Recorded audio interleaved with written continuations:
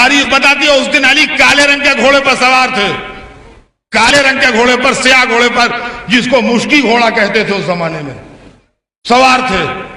ایک ہی لشکر میں سناٹا تھا کہ ایک بجلی سی چمکی اور لوگوں نے کہا علی نے حملہ کر دیا۔ اس لشکر میں بہت سے ایسے نوجوان تھے جنہوں نے علی کی لڑائی کے واقعے سنے تھے، علی کو لڑتے نہیں دیکھا تھا، ان کی آرزو تھی کہ علی کو لڑتے دیکھ لیں۔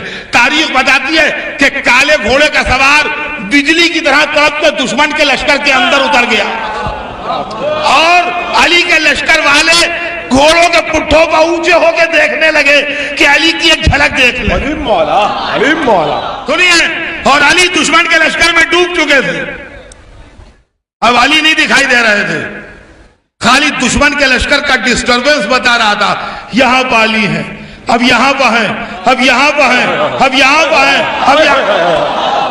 ایک دفعہ خون ٹپکتی بھی تلوار لیے ہوئے دشمن کے لشکر سے علی یوں نمودار ہوئے جیسے سورج بادلوں سے نکلے، اور جہاں کھڑے تھے وہیں آگے پھر کھڑے ہو گئے۔ کسی کا خود کاٹنے میں یا سر کاٹنے میں یا جسم کی کوئی ہڈی کاٹنے میں تلوار ذرا سی کچھ ایک جگہ سے ٹیڑھی ہو گئی تھی تو زانو پر رکھ کے اسے سیدھا کرنے لگے، ہاتھوں کے زور سے زانو پر رکھ کے اسے سیدھا کرنے لگے۔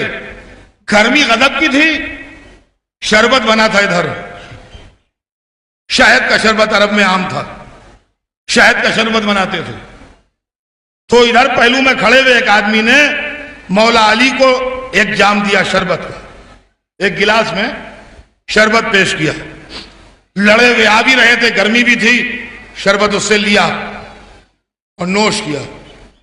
ادھر مالک اشتر کھڑے ہیں، مالک اشتر سمجھتے ہیں آپ عرب کا مایہ ناز شہسوار، ادھر مالک اشتر بھی کھڑے ہیں اور لوگ کھڑے ہیں، مالک اشتر بھی ہیں، نوش کیا، اور جب گلاس پی لیا شربت کا تو ہاتھ بڑھا کے اس کو گلاس دینے لگے، منظر نظر میں گزر رہا ہے نا، ہاتھ بڑھا کے اس کو گلاس دینے لگے، اور جب اس نے گلاس لیا تو اس سے مڑ کے کہنے لگے یہ شربت، یہ شہد طائف کا معلوم ہوتا ہے،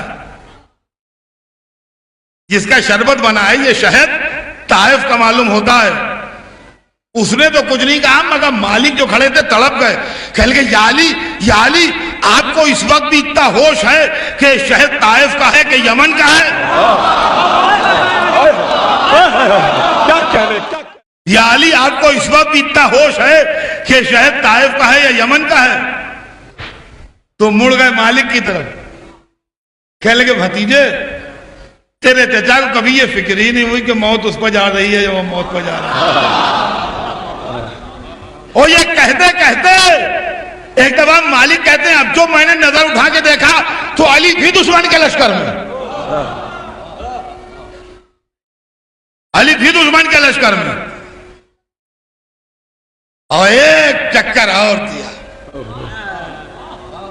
اور اب جو نکلے ادھر سے تو آپ محمد حنفیہ کے ہاتھ میں علم تھا، علمدار لشکر محمد حنفیہ تھے، ان کو علم دیا تھا، اب لشکر کو آگے بڑھایا اور بیٹے کو تعلیم دی۔ وہ بیٹے کو تعلیم نہیں دی، صبح قیامت تک تعلیم تھی۔ سنیے، فرماتے تقدم یا بنیا تزول الجبال ولا تزال زد فی الارض قدمائک حسن اجزائک غیر اللہ جمجمتک انظر ببصرک اقصى القوم واعلم ان النصر من عند اللہ تعالی عز وجل۔ نہج البلاغہ میں ہے، جس کا دل چاہے دیکھ لے۔ فرماتے ہیں میرے بیٹے آگے بڑھ، پہاڑ ہٹ جائے تو نہ ہٹنا، زد فی الارض قدمائک پیروں کو زمین کے اندر اتار دینا، حسن اجزائک جبڑے پر جبڑے کو جمائے رکھنا، غیر اللہ جمجمتک اپنے سر کو راہ خدا میں عاریت دے دینا۔ یہ عاریت کے لفظ کی بیوٹی آپ سمجھے کیا ہے؟ عاریت جو چیز دی جاتی ہے وہ مل جاتی ہے، جو مستقل دی جاتی ہے وہ نہیں ملتی۔ آریت دے دینے کا مطلب یہ ہے جو سر راہ خدا میں دو گے واپس آ جائے گا. اکثر قوم آخری ٹارگٹ پر نظر رہے, آخری لشکر کے اوپر صف پر. وعلم, یہ خیال رہے کہ ان النصر من عند اللہ تعالی عز وجل, فتح نصرت اللہ کی طرف سے. اور اتنے مومنوں کا مجمع ہے. اب جب بات یہاں تک آ گئی ہے تو یہ بھی سن لیجئے کہ محمد نے حملہ کیا, فوج آگے بڑھی, دشمن نے تیر برسائے, فوج کے قدم رکے, علی لوٹتے ہوئے محمد کے پاس سے گزرے, پشت ہاتھ رکھ کے کہا آگے بڑھ. محمد پھر آگے بڑھے, دشمن نے تیروں کی بارش تیز کی, محمد کے قدم پھر رکے, پھر آگے بڑھے, پھر علی آئے, پھر پشت ہاتھ رکھ کے کہا بیٹا اور تیز آگے بڑھ. محمد پھر آگے بڑھے, پھر تیروں کی بارش تیز ہوئی, پھر کچھ ان کی رفتار سلو ہوئی. یہ منظر امام حسن دیکھ رہے تھے, تلوار نکالی, آگے بڑھنا شروع کیا لشکر کو لے کے. تیروں کی بارش تیز ہوئی, حسن کی رفتار اور تیز ہوئی, تیروں کی بارش اور تیز ہوئی, حسن کی رفتار اور. وہ پریشانی ہے, کچھ ماتھے وہ پسینہ ہے, لوگ مولا علی کو مبارکبادیں دے رہے ہیں کہ ایک دفعہ علی کی نظر اٹھی, محمد کے چہرے پر جا کے رک گئی, آواز دی میرے بیٹے محمد. سہمے ہوئے محمد نے نظریں اٹھائیں, باپ کو دیکھا,